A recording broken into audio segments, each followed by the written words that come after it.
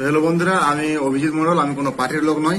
আমি একটাই কথা বলতে চাই যে আমাদের আরজি মেডিকেলে যেটা কলেজে যেটা ঘটনাটি ঘটে গিয়েছিল, এটার জন্য আর কোথাও না ঘটে বা কোনোভাবে যেন এই ঘটনাটি না ঘটে, এবং যারা ঘটনাটি ঘটিয়েছিল সেরকম কোনো ব্যক্তি যেন ঘটনা ঘটানোর সাহস না পায়। তার জন্য আমাদের কি হতে হবে? শক্ত হতে হবে এবং জোট বেঁধে থাকতে হবে।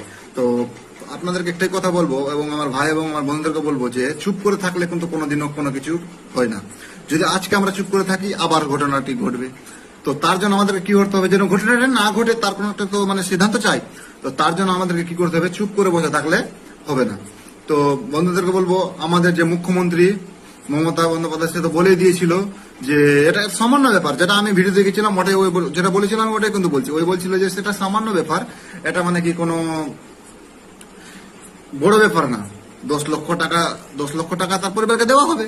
তো আমি বলছি, আচ্ছা, যদি আপনি বিচার না বুঝে দিয়ে 10 লক্ষ টাকা দিলে কি